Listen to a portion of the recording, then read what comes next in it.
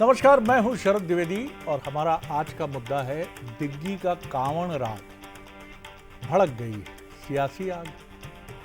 मसला बहुत संवेदनशील है और इसको स्टूडियो में बैठ के हम एंकर और इसके दूसरी तरफ आप जो इस डिबेट को देख रहे हैं, हम दोनों को बहुत संवेदनशीलता से इस विषय को पहले तो समझना होगा। और जो हमारे पार्टिसिपेंट्स हैं उनसे भी हमारी यही अपेक्षा है कि वो भी कांग्रेस, बीजेपी, हिंदू, मुसलमान इससे ऊपर उठकर एक भारतीय के नाते इस विषय को देखें, अपने देश के लिए, अपने देश के अमन के लिए, शांति के लिए।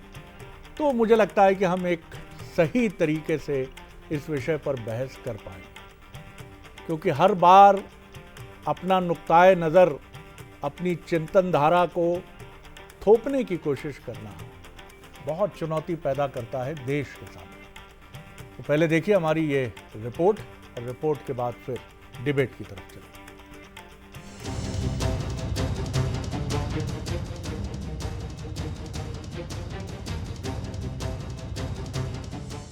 मध्य प्रदेश के पूर्व मुख्यमंत्री और राज्यसभा सांसद दिग्विजय सिंह ने अपने फेसबुक पेज पर 2 तस्वीरें पोस्ट की। एक में सड़कों पर निकली कावड़ यात्रा नजर आ रही है, तो दूसरी में लोग नमाज अता कर रहे हैं। दिग्विजय ने इसके साथ लिखा, एक देश दो कानून। दिग्विजय सिंह की इस पोस्ट पर बीजेपी भड़क गई। कैबिनेट मंत्री विश्वास सारंग ने तीखा हमला करते हुए कहा कि मौलाना दिग्विजय सिंह सनातन धर्म के विरोधी हैं, उन्हें कावड़ यात्रा भी खटकती है। तो बीजेपी प्रदेश मंत्री लोकेंद्र पाराशर ने दिग्विजय सिंह को जाकिर नायक का खास मित्र बता दिया। दिग्विजय सिंह जी हर समय हिंदू धर्म का, हिंदू धर्मावलंबियों का और हिंदू साधु संतों का और हिंदू त्योहारों का अपमान करते आए हैं, इसीलिए तो उन्हें मौलाना दिग्विजय सिंह कहा जाता है। पर मैं दिग्विजय सिंह जी से कहना चाहता हूँ, हिंदू और सनातन धर्म के किसी भी त्योहार पर यदि इस तरह की टिप्पणी होगी तो ये सहन नहीं किया जाएगा। दिग्विजय सिंह जी को चाहिए कि इस पूरे मामले में वो माफी मांगे। किसी एक पुलिस वाले ने किसी एक नमाजी के साथ अभद्रता की, वही चित्र क्यों मिलता है? देश को बदनाम करना, धर्म को बदनाम करना, समाज में आग लगाना, ये दिग्विजय सिंह का कृतित्व है। आप राजनीति में अप्रासंगिक हो गए हैं, इसलिए लगातार कोई न कोई इस प्रकार का काम आप करते रहते हैं जिससे आप चर्चा में रहें, लेकिन चर्चा भी एक दिन अस्त होती है, इसका ध्यान रखें। बीजेपी के चौतरफा हमलों के बीच कांग्रेस नेता और पूर्व मंत्री पीसी शर्मा ने दिग्विजय की पोस्ट पर सफाई दी। उन्होंने कहा कि दिग्विजय सिंह सिर्फ ये कहना चाह रहे थे कि कानून सबके लिए एक जैसा हो। संविधान बाबा साहब का है और उसी के मुताबिक सभी को बराबरी से ट्रीट किया जाए। टीवी पे मैंने बहुत से चैनल्स पे ये देखा है कि जो कावड़ यात्रा के बीच में गाड़ी वाले आ गए, फंस गए, उनकी गाड़ियां तोड़ दी गई। तो मैं समझता हूं कि ये सब चीज़ें भी नहीं होना चाहिए और एक कानून है बाबा साहब का, उसमें सबके साथ एक जैसा बर्ताव हो, ये उनका मंतव्य है। सावन का पवित्र महीना चल रहा है, शिव के भक्त कावड़ लेकर निकले हुए हैं। ऐसे में दिग्विजय सिंह के एक पोस्ट से सियासत गर्मा गई है। बीजेपी इसे हिंदू विरोधी बता रही है तो कांग्रेस इसे संविधान का सवाल बता रही है। लेकिन सच ये है कि सावन के महीने में दिग्गी के कावड़ राग ने राजनीति में बयानों की आग और भड़का दी है। आपने देखा कि अगर हम इसको, आप लोग कई बार कहते भी हैं कि टेलीविज़न देखो तो ऐसा लगता है कि पता नहीं देश में क्या क्या हो रहा है। क्या वाकई मुसलमान असुरक्षित है? क्या वाकई हिंदुओं को उनकी अभिव्यक्ति की स्वतंत्रता में कोई खलल पैदा कर रहा है? या कुछ घटनाओं को, मैं ये नहीं कहूँगा कि पूरा दोष राजनेताओं पे मढ़ूंगा, कुछ जिम्मेदारी हम अपने सर भी लेते हैं कि कई बार हम समाचार माध्यम, टेलीविज़न, मीडिया, दूसरे मीडिया, जाने अनजाने में उनसे कुछ इस तरह की चीज़ हो जाती है कि वो कुछ एग्जेजरेट दिखती है, अतिरंजित दिखती है, जितना है नहीं उससे अधिक बढ़कर दिखती है। लेकिन सियासत का इसमें बहुत बड़ा हाथ है, बहुत बड़ा हाथ है। दोनों ही दल अपने अपने हिसाब से इस बात को ऐसा पोर्ट्रे करने में लग जाते हैं। एक कहने लगता है कि साहब हिंदुओं के रास्ते में नहीं आना चाहिए, दूसरा कहने लगेगा मुसलमानों के लिए। अरे साहब, इतने वर्ष हो गए इस मुल्क में रहते रहते। जब मुगलिया सल्तनत थी तब भी ठीक है हिंदुओं पर अत्याचार हुए, लेकिन आज भी हिंदू आपके सामने हैं, देश के सामने हैं। और 47 से लेकर अब तक मुसलमान भी जिन्होंने चुना भारत को, वो भी रह रहे हैं यहाँ। ये कौन नमक मिर्च डालने की कोशिश करता है? कौन करता है और कब तक करेगा? और क्यों ये मुल्क को बताने की कोशिश होगी कि सब गड़बड़ चल रहा है साहब, सब गड़बड़ चल रहा है, कांवड़ यात्रा में बाधा डाली जाती है, मुसलमान नमाज पढ़ते जाते हैं तो उसमें गड़बड़ की जाती है क्या ऐसा देश में? हो सकता है क्या ऐसा देश में? जो बाबा साहब के संविधान से चलने वाला देश है, वहां क्या ये हो सकता है? हमारे सवाल देख लीजिए। क्या दिग्विजय सिंह जी का पोस्ट संविधान के बहाने हिंदू भावनाओं को भड़काने की कोशिश है? क्या बीजेपी बयान को आधार बनाकर कांग्रेस को हिंदू विरोधी बताने में जुटी है? क्या सावन में कांवड़ यात्रा पर सवाल राजनीतिक ध्रुवीकरण का नया एजेंडा है?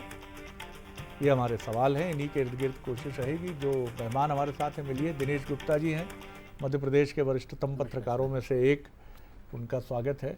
उपेंद्र गुप्ता जी हैं, कांग्रेस के वरिष्ठ नेता, वरिष्ठ प्रवक्ता, उनका स्वागत है। और बीजेपी के युवा नेता और प्रवक्ता मिलन भार्गव जी हमारे साथ हैं, उनका भी स्वागत है। दिनेश जी, सबसे पहले तो यही समझना चाहेंगे कि क्या मुल्क में बड़ा चैनो अमन पे संकट है?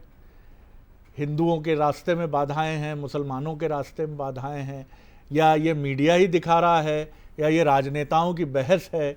आखिर हम आज भी टेलीविज़न पर बैठकर मीडिया में इसी खबर पर बात कर रहे हैं कि कांवड़ यात्रा, नमाज, हम इस पे नहीं बात कर रहे कि शिक्षा कहाँ तक पहुँची मध्य प्रदेश में, कहाँ किन पैरामीटर्स पे, हेल्थ पे हम अच्छे हो गए। हम किस पर बात कर रहे हैं? धर्म जो सबसे आसान राजनीति को आगे बढ़ाने का एक माध्यम है। जी देखिए, समाज में जो होता है हम उसी पर चर्चा कर रहे होते हैं, और चूँकि जो हो रहा है इसलिए हम उस पर बातचीत कर रहे हैं। यदि सियासी तौर पर कोई बयान या कोई ट्वीट नहीं आया होता तो शायद हम नहीं करते। और हमारे लिए भी बड़ा आसान क्या है कि हम विकास के बजाय धर्म पर बात करें। हम भी चाहते कि इसको इग्नोर करके धर्म की जगह हम उस पर बात कर सकते थे, विकास पर, हम हेल्थ इंडेक्स पर बात कर सकते थे, फर्टिलिटी रेट पर बात कर सकते थे, बहुत सारी चीज़ों पर बात कर सकते थे। लेकिन चूंकि एक अतिरंजना का माहौल कहीं ना कहीं हम अपने करीब देखते हैं, चाहे वो किसी भी पक्ष का हो। आप दोनों पक्षों को ज़रूरत क्या है आज 75 साल के बाद? हम इस विषय पर बात कर रहे हैं जो 1947 के बाद नहीं होना चाहिए। बहुत सारे लोग हैं जिन्होंने जो है अपना मुल्क नहीं छोड़ा कि हमको नहीं जाना, हमको तो यहीं रहना।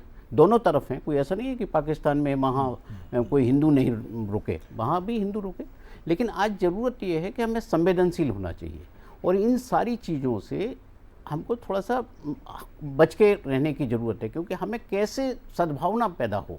भाई, कांग्रेस का एक एजेंडा तो सद्भावना, तो वो सालों चलाते रहे, लेकिन आज वो सद्भावना की जगह ये जो है बात हो रही है दो तस्वीरों के साथ, उससे तो गंभीर बात यह है कि एक पुलिस वाले का उस तस्वीर में दिख रहा है पैर। हमारे यहाँ तो इतने हम उदार हैं कि कोई यदि इबादत कर रहा हो तो हम उसको उस वक्त तो छेड़ते ही नहीं है, कोई भी कर रहा हो। लेकिन ये भी एक तस्वीर ऐसी है जो ये बताती है कि समाज में अतिरंजना है, जिसके कारण हम ये चर्चा करने के लिए मजबूर हैं। बिल्कुल, आपने ठीक कहा। और दुर्भाग्य से मोहन भागवत जी और संघ का वो बयान आता है, लेकिन उसके भी मायने ढूंढ के हम बहुत जल्दी बात ख़त्म कर देते हैं कि हर मंदिर के नीचे मस्जिद नहीं ढूंढी जानी चाहिए। बहुत हो गया, ये बंद करिए इसको। लेकिन बंद कौन करे? सबसे आसान विषय है, तथ्य नहीं लगते इसको बोलने में। इसको बोलने में सिर्फ आरोपों की गन खोल दीजिए, धड़ धड़ धड़ धड़ धड़ धड़ धड़ धड़ मशीन गन चला दीजिए, बात खत्म हो जाएगी। मिलन जी। चलो जी, देखिए, चूंकि सावन का पर्व है और इस पावन पर्व पे कावड़ यात्रा जो पवित्र पावन है, जिसकी लोक मान्यताएं और कहीं ना कहीं इतिहास बहुत हजारों वर्ष पुराना है, इसी वक्त इस प्रकार के ट्वीट्स करना और सोशल मीडिया को एक हथियार के रूप में उपयोग करना एक मंजा हुआ खिलाड़ी राजनीति का, जो अप्रासंगिक होते हुए मध्य प्रदेश में अपनी जगह तलाश रहे हैं। 10 वर्ष मध्य प्रदेश के मुख्यमंत्री रहते हैं, अपनी उपलब्धियों पर ना बात करते हुए लगातार हिंदू मान्यताओं, हिंदू संस्कृति पर प्रहार करना, जिनका राजनीतिक शगल बन गया है।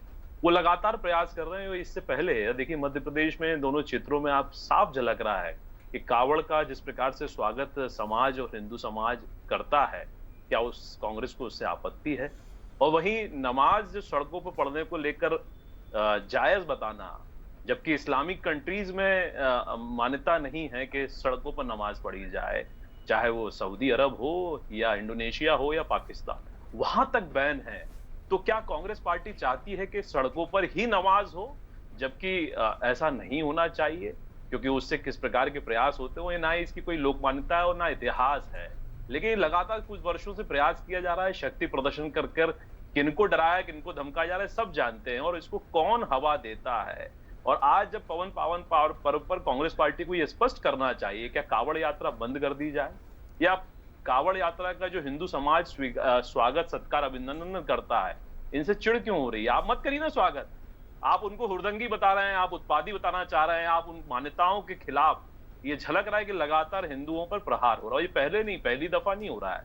इससे पहले भी किस महीने पहले यदि जाएंगे तो कांग्रेस के वो तमाम नेता जो हिंदू संतों पर अभद्र टिप्पणी करते हैं, उस पर कोई कार्रवाई नहीं होती है। सनातन को डेंगू मलेरिया कह देते हैं, उस पर कोई कार्रवाई नहीं होती। तो ये लगातार एक सिलेक्टिव राजनीति हो रही है, तुष्टिकरण की चरम सीमा को लांघ कर अब इस समाज के ताने बाने को तोड़ना और द्वेष भावना पैदा करना ही लक्ष्य बचा है। जबकि दिग्विजय सिंह जी सरीके बड़े सीनियर लीडर्स हैं, उनसे अपेक्षा की जाती है, अब हमारे विपक्ष से अपेक्षा समाज और आप हम सब करते हैं कि चर्चा ये आनी चाहिए कि हिंदू समाज में यदि शिक्षा का स्तर ये है, आर्थिक स्तर ये है, जीवन बदलने का स्तर मुस्लिमों में क्यों नहीं है, जबकि स्तर बराबरी से और सद्भावनापूर्ण एक एक योजना, चाहे भारतीय जनता पार्टी की राज्य की सरकार या केंद्र की हो, सबको बराबर से उसका अधिकार दिया जा रहा है, ना ही इसका उल्लंघन किया जा रहा है। ये भी महत्वपूर्ण बात है चलता है कि धर्म के नाम पर किसी भी संप्रदाय समुदाय को अपनी ऑफरिंग्स को, अपनी पूजा को मर्यादा और संयम के साथ आगे रखना है। ये दायित्व उस समुदाय का भी है, चाहे वो हिंदू हो चाहे वो मुसलमान हो, चाहे ये कांवड़ियों का धार्मिक जुलूस हो या ये मुहर्रम का जुलूस हो। कई बार ऐसी खबरें आती हैं और ये मीडिया की सुर्खियां बनती हैं कि कांवड़ियों ने, जिसमें कुछ कम उम्र के किशोर और युवक होते हैं, उनकी तरफ से अभी रिसेंटली 1-2 दिन पहले ही वाहनों में तोड़फोड़ की घटनाएं। लेकिन इसको हिंदू समाज के माथे पर मढ़ देना कि ये हिंदू समाज के प्रतिनिधि हैं, माफ़ कीजिएगा, ये कुछ हुड़दंगी युवक हैं जो इस तरह की यात्रा में कई बार भावावेश में आके, उन्माद में आकर ऐसी घटनाएं कर देते हैं। ये दोनों तरफ हो सकते हैं। भूपेन जी, हम लोगों को सिखाया गया पत्रकारिता के आरंभ में कि जब दो समुदायों में तनाव हो तो समुदाय न लिखें कि हिंदू मुसलमानों में तनाव, दो गुटों में तनाव। फिर ये भी समझाया गया कि अगर किसी धार्मिक स्थल को नुकसान पहुंचाया गया है तो उसका चित्र या उसका कहीं भी किसी भी तरह से ना फोटो दिखाएं, न टेलीविज़न पर दिखाएं। अब सोशल मीडिया का ज़माना है। दिग्विजय सिंह जी एक बहुत संजीदा राय, पहले तो मैं ये जानना चाहता हूं क्या उनकी राय कांग्रेस पार्टी की राय है या आप मानते हैं ये उनका नज़रिया है जिससे कांग्रेस असहमत नहीं है? देखिए, उन्होंने तो अपना कोई नज़रिया स्पष्ट नहीं किया है, क्योंकि सरकारी तौर पे जो है इस तरह के विवादित विषयों पर डिबेट ज़रूरी है, तो डिबेट का विषय बन गया है ये। आपसे मैं क्या, उनमें उसमें उन्होंने तो कुछ लिखा ही नहीं, उसने केवल ये लिखा है कि एक देश दो कानून, ना उनकी कोई टिप्पणी है ना कुछ है। अगर क्या संविधान जिस देश में जिसमें लागू है, आपने स्वयं कहा कि एक देश दो कानून, ये टिप्पणी नहीं है सर। मेरी बात सुन लीजिए, बात करने दीजिए। नहीं सर, मतलब ये बताइए इससे बड़ी टिप्पणी क्या होगी सर? आपकी उत्सुकता भी शांत करूंगा। हाँ, एक देश दो कानून, जी जी वो शांत करूंगा मैं। हाँ, लेकिन जो है जी परिस्थिति ये है कि जब हम जैसे ही संविधान की बात करते हैं, धर्म का चोला ओढ़ के लोग सामने आ जाते हैं। आपने स्वयं ये स्वीकार किया कि जो है कुछ हुड़दंगी और वो जो पूरे देश में कांवड़ यात्रा को बदनाम कर रहे हैं, धर्म के नाम पर कर रहे हैं। 8-8 साल के 5-5 साल के बच्चों को ये चरस और गांजे के सुट्टे लगवाने वाले लोग कौन हैं? क्या हिंदू धर्म के किसी ग्रंथ में ये लिखा हुआ है कि इस तरह से हम अपनी धार्मिक मान्यताओं को अंजाम देंगे? और ये वीडियो, भाई साहब आपने कहा कुछ 1-2 नहीं है, हजारों की तादाद में ये वीडियो आज सोशल मीडिया पर चल रहे हैं। उनको आप इग्नोर नहीं कर सकते हो। अगर इग्नोर करते हैं तो इसका आशय है कि हम जो है हमारे धर्म के प्रति जो है ईमानदार नहीं है।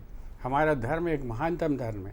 ये कोई बीजेपी के राज में कांवड़ यात्राएं नहीं निकल रही, ये कावड़ यात्राएं सैकड़ों हजारों सर, साल मैं से फिर अटका हूँ। सुन लीजिए, एक पूरी देश दो बात- कानून। पहले पूरी बात मेरी हो जाने हाँ, दीजिए। एक देश, नहीं, मुझे बताइएगा आप- जरूर आप कि ये सुन तस्वीर लीजिए। एक देश दो कानून को सुनिए, कैसे रैशनलाइज करती है बिल्कुल सर? रैशनलाइज करेंगे। ये जी। सरकारी एजेंडे पे अभी मैं बात नहीं कर रहा हूँ, मैं बात कर रहा हूँ मेरी पार्टी के उस पर। आपने मेरी पार्टी का मंतव्य जानने की कोशिश की, वो बता रहा हूँ मैं। ये दिग्विजय सिंह से अलग है जी, आपकी जी, पार्टी का हमारी मंतव्य कोई- कि कोई उनके अलग- मंतव्य में समाहित है। बिल्कुल समाहित है और उन्होंने जी, कोई गलत जी, बात मैं नहीं ये- करी। यही उन्होंने यस, जो यस, उन्होंने जो है ये मैं जानना आज चाहता जो हूं। जी। आज जो परिस्थिति है, आप जस्टिफाई कर दीजिए। मैं आपसे निवेदन करता हूं कि किसी सारे हिंदुओं की गाड़ियां तोड़ी जा रही, वो परेशान होने वाले लोग हिंदू हैं। जिन बच्चों को जो है सिखाया जा रहा है नशा करना, वो सब हिंदुओं के बच्चे हैं। आप ये ठीक काम कर उन्हें रहे हैं। हिंदू कहें या ऐसे तत्व कहें जो तत्व करके उन्हें बचाइए मत। ना, अरे, तत्व अरे, करके सर, उन्हें बचाइए कैसे मत। बचाएंगे वो सर? देश के जो है वो धोखेबाज लोग हैं जो धर्म की आड़ में धर्म को नुकसान पहुंचा रहे हैं। क्या हमारे किस धर्म के किसी ग्रंथ में, किसी उसमें जो है साहित्य में, और ये जो लव लिखा हुआ जिहाद है ये चल रहा है, ये भी उसी तरह के लोग हैं। उसी की लेकिन हम तरह क्या बिल्कुल, क्यों? सारे एक धर्म के माथे पे मलते हैं सर? ये बिल्कुल नहीं। वो सजा के भागीदार हैं, सजा Yes. दी जा रही है दोनों उनको तरफ सजा- के लिए सुन equal लीजिए, है ये। ये बिल्कुल वही तो बात हम कर रहे हैं और उसको आपको आपत्ति है।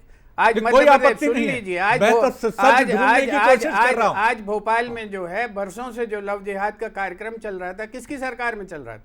अंधे थे क्या? इसकी सरकार जो है ये सो रहे थे क्या? बरसों से चल रहा है, सैकड़ों लड़कियों को। और ये तो भोपाल में आपने जो है अपनी नाक बचाने के लिए पकड़ लिया। जबलपुर में जिन कॉलेजों में प्रिंसिपल को सूचना देकर जो है 700-800 लड़कियों के साथ जो अभद्रता हुई है, उस पर बीजेपी ने क्या क्या एक्शन लिया बताइए? ये तो हिंदुओं के साथ ही ज्यादती हो रही है ना। ये तो हिंदुओं का ही नुकसान हो रहा है। ये तो हिंदुओं का ही जो है की बदनामी हो रही है। आज जो है इस पर कुछ नहीं बोलेंगे। जब भगवान के कार्यक्रमों में जो है नाचने वाली औरतों को नचाया जाता है, बीजेपी का कोई बयान आता है क्या? ये धर्म की रक्षा कर रही है।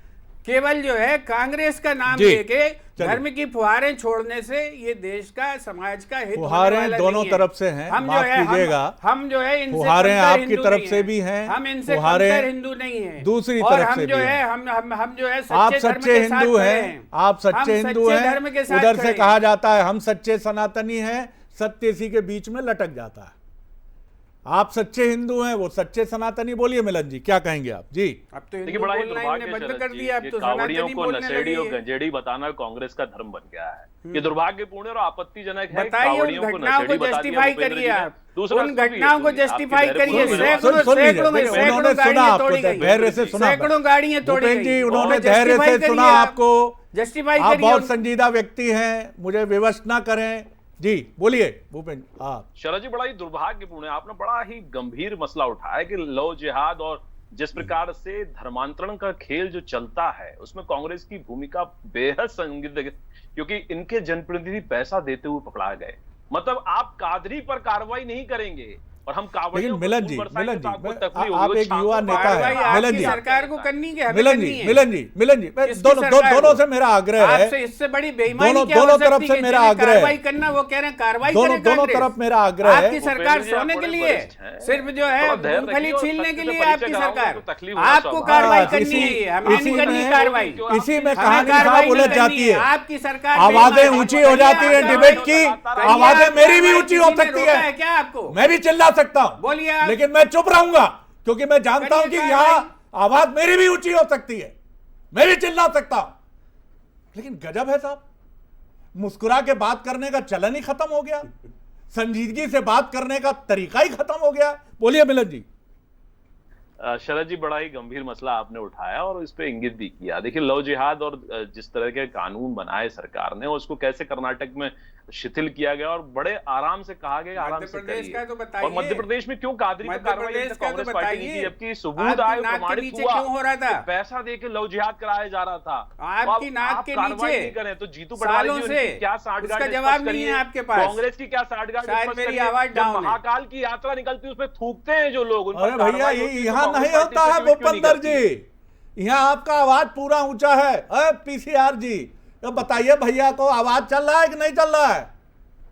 चल रहा है ना? चल रहा है सर, चल रहा है, ऐसा ना करिए तो सर जवाब ऐसा ना दिलवाइए करिए कि सर, मध्य प्रदेश दर्शकों में को मैसेजवा दीजिएगा कि गड़बड़ चल रहा है। बोलिए बोलिए इनकी जी। सरकार की नाक शरद के जी देखिए, एक नीचे तो आपकी जो डिबेट बड़ी बच्चियों के बेहद साथ, चर्चा में हिंदू रहती है, बच्चियों के परिचर्चा साथ बहुत ज्यादती सार्थक हो रही होती है और थी, आपका उस पर प्रयास ये रहता सो है रहे थे क्या? कि इस चर्चा इनकी से सरकार कुछ क्या ना कर कुछ रही निकले थी, और इसका दर्शक जवाब ये इन्हें देना चाहिए। बहस जो है लेकिन- पटरी और छोड़ जो रही है है। जबलपुर अब कांड ये पर इनकी जीतने की सरकार एक ने अंधी क्या बहस एक्शन में लिया, कैद हो उसको गई बताइए है। आप। वह मैं आपकी आपकी तरफ आता हूँ अपनी दिनेश जी, जिम्मेदारी का यहाँ आप से जो है, मुझे यहाँ हिसाब दीजिए। रैशनल उत्तर की अपेक्षा नहीं है, क्योंकि यहाँ मैं अच्छा बीसी में मैं भी आवाज ऊंची कर लूं। हमारे यहाँ ये होता नहीं कि आवाज डाउन करे, एक आध बार कभी अपवाद हुआ हो, बहुत अमर्यादित आचरण किसी का हो, हम एंकर का ही होता है साहब। हम ही लोग सबसे ज्यादा मूर्ख हैं ना, हमें कोई सलीका है डिबेट के संचालन का। हम पर आरोप लगता है कि हम एक तरफ कन्नी बांध दो, नहीं तो झुक जाएंगे, लटक जाएंगे। क्या करें साहब, कहाँ जाए? चलिए दिनेश जी बताइए क्या करें, हंसी सकते हैं राज कपूर की तरह जी? नहीं बिल्कुल, देखिए ये हम हंसकर भी इसको इग्नोर नहीं कर सकते, क्योंकि ये जो गंभीर विषय है इस पर अल्टीमेटली किसी को तो जो है आपको आवाज़ उठानी पड़ेगी कि कम से कम अब ये जो धर्म की सियासत है ये बंद होनी चाहिए। बहुत लंबा समय इसमें संजीदा प्रश्न ये है दिनेश जी कि क्या कांग्रेस में भूपेंद्र जी एक काबिल इंजीनियर हैं, मेरे युवा मित्र जो हैं एक पढ़े लिखे, आप देख सकते हैं, दोनों की पर्सनैलिटी देख सकते हैं। ये क्या राजनीति में इसके लिए आए थे कि एक कहे कि वो कादरी है साहब और वो लव जिहाद कर रहा है, और दूसरा कहे कि साहब ये कावड़ियों को क्यों प्रोटेक्शन मिल रहा है? क्या ये लोग इसलिए आए थे राजनीति में? क्या कांग्रेस बीजेपी का गौरवशाली इतिहास, एक आज देश की आज़ादी में प्रमुखता से भाग लेने वाली एक जनसंघ से लेकर अभी तक की लड़ाई लड़ने वाली, क्या आज हम इसमें उलझ गए? एक तरफ साहब वो हमको ट्रम्प साहब धमका रहे हैं 100% टैरिफ, उस पर बात नहीं हो रही। आज नाटो ने भी धमकी दे दी कि रूस के साथ व्यापार गड़बड़ करोगे तो हम तेल की आपकी छुट्टी कर देंगे जी। देखिए ये सब जो चीज़ों से यदि हम चर्चा से बच रहे हैं तो इसमें किसका लाभ होता है? सरकार का लाभ होता है। अकाउंटेबिलिटी किसकी? अल्टीमेटली किसी भी चीज़ में आप किसी भी राज्य में कुछ भी हो रहा है, चाहे कांग्रेस के राज्य में हो रहा है तो कांग्रेस को जवाब देना है, भारतीय जनता पार्टी के राज्य में हो रहा है तो भारतीय जनता पार्टी के जवाब। आप किसी दूसरे राजनीतिक दल पर आरोप लगाकर अपने आप को अपनी जिम्मेदारी से नहीं बच सकते। या तो फिर ये बताइए कि हम फेलुअर हैं, हमें इस मामले में हम यदि कोई कार्रवाई नहीं कर पाए तो हमारी असफलता है। और सरकार की असफलता यदि आप स्वीकार कर ले तो इससे बड़ी चीज़ क्या है? बड़े दिल से करिए ना कि हम जो है इस मामले में हमारा पूरा सिस्टम फेल था, हमारा पुलिस प्रशासन, बाकी जो इंटेलिजेंस सिस्टम, यदि कहीं कोई घटनाक्रम हो रहा है, समाज तो एक सुरक्षित वातावरण चाहता है ना, हर व्यक्ति चाहता है कि एक सुरक्षित तरीके से वो रहे और उसका जो भी आप भी देख रहे हैं दिनेश जी की बाढ़ आ गई इस समय मीडिया में ऐसी खबरों की, लव जिहाद, जिम में लव जिहाद, तो कांवड़ियों के साथ ये हो गया, तो हिंदुओं के साथ अत्याचार हुआ है, तो मुसलमानों के साथ। अरे कहीं हम अपने किसी आसपास के किसी देश के ट्रैप में तो नहीं फंस गए हैं या फंसाए जा रहे हैं कि यहाँ पे इनके अधिकार सुरक्षित नहीं है, वहाँ उनके अधिकार सुरक्षित नहीं? अरे भैया, अगर आप आपस में लड़ बैठे, जिस भी जाति संप्रदाय के हो आप, यही तो कोशिश होती है ना हमेशा कि आप लड़ जाएं, आपस में लड़ जाएं, तो किसी एक का अरे फायदा मुल्क का देखा जाता है कि व्यक्तिगत देखा जाता है जी? अभी तो जो माहौल है, जो राजनेता जिस तरह से बात उठा रहे हैं, बड़ा मतलब गंभीर विषय ये है कि हमारे यहाँ जो राजनीति में जो है उसमें कम से कम धर्म का उपयोग तो वर्जित है, लेकिन जिस तरह से चुने हुए प्रतिनिधि इस पर बात कर रहे हैं तो सबसे पहले तो सवाल उनसे होना चाहिए कि आपने संविधान की शपथ ली है ना। बिल्कुल, बात बिल्कुल। संविधान की, जब संविधान की शपथ ली है तो संविधान के अनुसार बात करें। यही सबसे बड़ा सवाल है कि धर्म की राजनीति नहीं होती, राजनीति में धर्म जरूर होता है, ये बात हमेशा हम सुनते आए हैं। तो राजनीति में जो धर्म होना चाहिए वो धर्म देश हित ही होना चाहिए जी। देखिए शरद जी, ये बात बार बार उठती है कि धर्म पर राजनीति नहीं होना चाहिए, लेकिन ये देश जो धार्मिक आधार पर विरासत लिए हुए है, संजोए हुए है, क्या धर्म के प्रति, धर्म के बिना हमारा जीवन वो शरीर में शव नहीं बन जाएगा? क्योंकि धर्म ही तो चेतना है, और धर्म पर जो लोग सवाल खड़े करते हैं, ये प्रहार जब होगा तो उसका प्रतिकार नहीं होगा। स्वाभाविक स्टालिन को हम क्या धर्म का ज्ञाता माने? मिलेंगे ये तो अज्ञानी लोग हैं सर, जिनका काम है अपनी पार्टी की सरकार बचा के रखना अपने यहाँ अपने राज्य में। राम को काल्पनिक कहा जाता है शरद जी, राम, भगवान राम चूंकि करोड़ों हिंदुओं की आस्था के केंद्र होते हैं, जब उनको काल्पनिक कहा जाता है तो उसका तो उत्तर दिया जाएगा। हिंदू तो वो है जो 500 वर्ष सहिष्णुता की परीक्षा दे चुका है, न्यायिक लड़ाई कर अपनी जीत हासिल करता है। तो ये तो बहुत व्यापक है कि हिंदू कभी 20-25 सेकंड है मेरे पास जी। मिलन भाई ने बड़ी अच्छी संजीदा है जो और है धार्मिक चीज आधार की पर याद मान्यताओं दिला को दी मानने कि वाला। राम को काल्पनिक कहा गया। मोदी सरकार ने एफिडेविट दिया है अभी सुप्रीम कोर्ट में, पढ़ लिया करो ये कभी देखिए। कभी,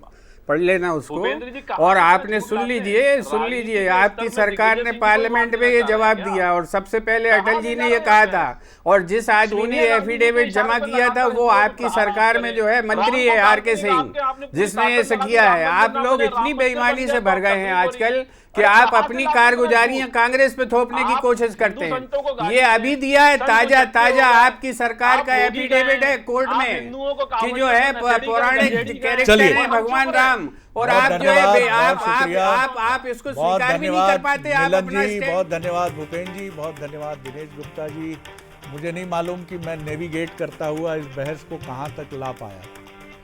मुझे ऐसा लग रहा है कि मैं ही कंफ्यूज हूँ कि क्या हमें आगे इस तरह के विषय लेकर ऐसी बहसें करनी चाहिए या इनसे तौबा करनी चाहिए, या हमें भी कुछ ऐसा सोचना चाहिए जो कुछ ऐसा हो।